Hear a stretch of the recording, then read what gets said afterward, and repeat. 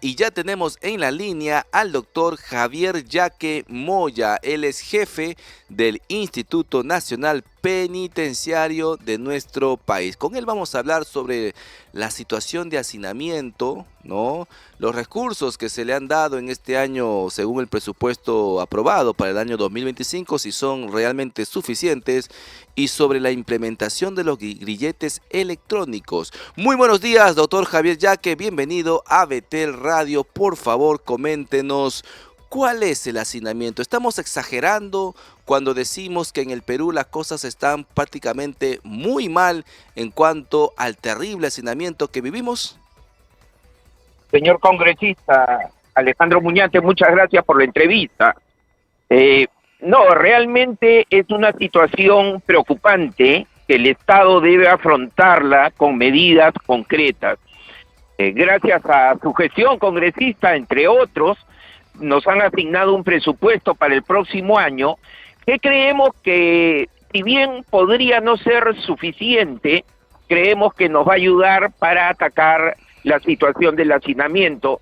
¿Y por qué? Porque en estos momentos la institución, el instituto y el Instituto Nacional Penitenciario y el sistema carcelario del país presentan un hacinamiento del 140%.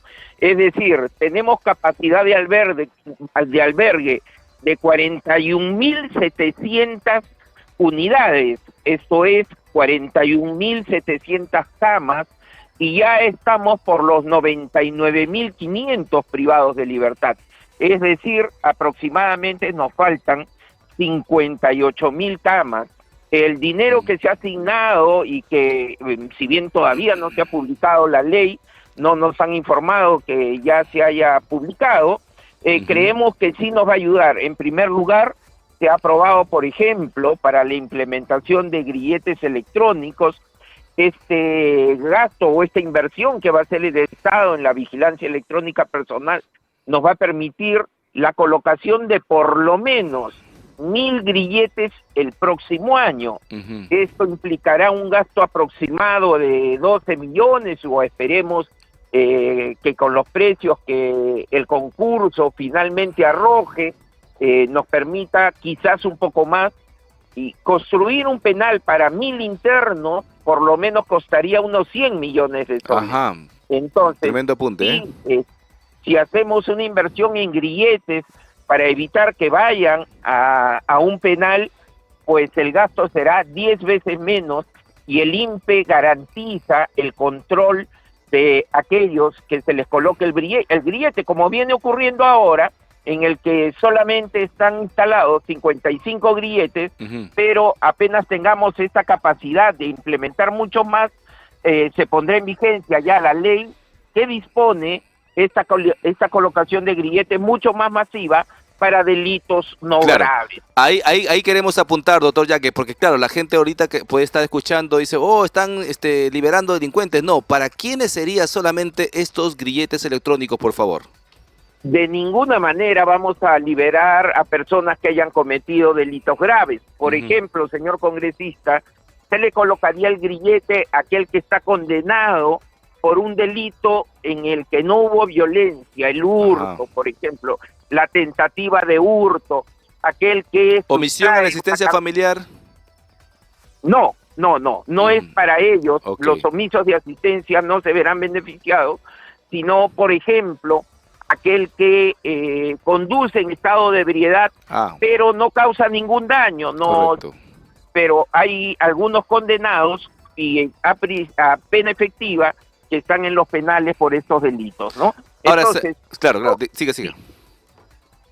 Las medidas y además los recursos que se asignen para la construcción de establecimientos penales nos permitirá dar el inicio a esta construcción que demora entre 2 o por lo menos 3 años, y en tanto ello ocurra, la población sigue incrementándose. Cada año aumenta aproximadamente en 5.000 unidades de albergue, y seguramente cuando el penal ya esté construido, el primer penal o más, como queremos hacer inicio de la construcción de 3 o 4 penales con el Ministerio de Justicia, ya tendremos 15.000, 20.000 internos más. Doctor Por Yaque, eso se tienen que adoptar medidas ahora, congresista. perfecto. Doctor Sí. Yaque, 2 preguntas, por favor, para que lo responda de manera puntual. El primero es, ¿cuántas cárceles, si usted nos dice que hay un hacinamiento de 140% y una sobrepoblación que pasa los 50.000, en realidad, ¿cuántas cárceles deberíamos construir más para poder llegar a cero hacinamiento? Esa es una pregunta. Y la otra es,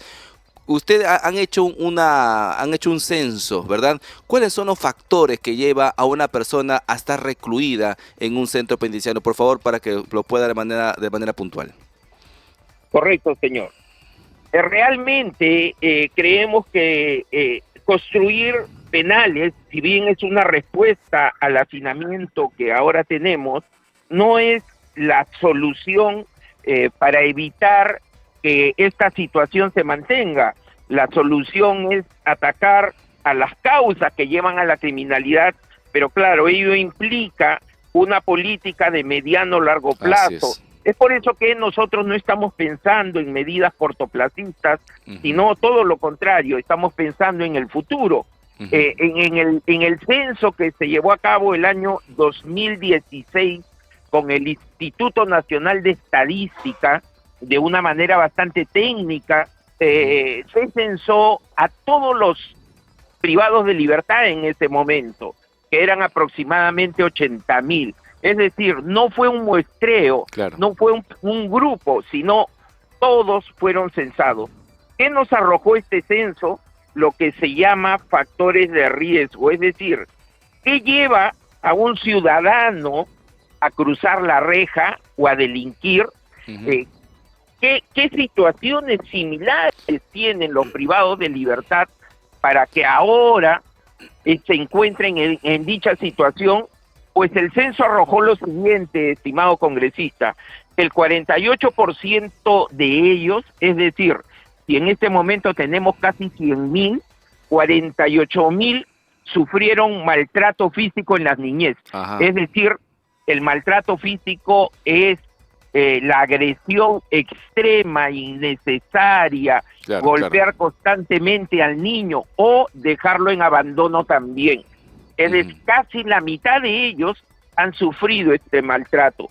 Un tercio de ellos, 34.000, abandonaron el hogar familiar antes de los 15 años. Es decir, ¿por qué se va un niño, claro, un adolescente de su casa antes de cumplir dicha edad? Porque su casa es un infierno. Claro. Y cree que en otro lugar puede encontrar lo que no haya en su hogar, o quizás en la calle, y ahí viene el tema de algunos de ellos que creyeron que la calle era el lugar adecuado y finalmente terminaron delinquiendo. Otro tercio, 29.000 de ellos, tiene algún familiar dentro de una prisión, es decir, tienen a la mamá detenida o al papá, la gran mayoría de ellos, o al hermano mayor, que debe ser el referente o el ejemplo. Por lo tanto, acá tenemos 3 factores de riesgo familiares: maltrato infantil, abandono del hogar y familiar dentro de la prisión. Tenemos que atacar estos factores de riesgo para evitar que se siga cometiendo delitos. Muy bien. Eso es uno. Sí. Sí, muy bien, señor Yaque Moya, por favor, hemos terminado, la hora nos ha avanzado, pero le dejo por favor el encargo para que pueda luego venir también, quizás la próxima semana, aquí a Betel Radio, para que nos siga comentando sobre estos factores de riesgo que me parece sumamente interesante poder analizar uno por uno, porque claro, aquí lo que faltan son políticas de fortalecimiento familiar, porque ya sabemos que el riesgo familiar, estos factores de riesgo son los que aumentan la población penitenciaria en nuestro país. Muchísimas gracias, doctor Federico Yaque Moya, que usted comprometido para poder volver a visitarnos y seguir comentándonos sobre esta realidad penitenciaria en nuestro país. Muy bien, muchas gracias por la comunicación. No te pierdas Cuestión Previa, de lunes a viernes de 8:30 de la mañana por Betel Radio 100.1 FM.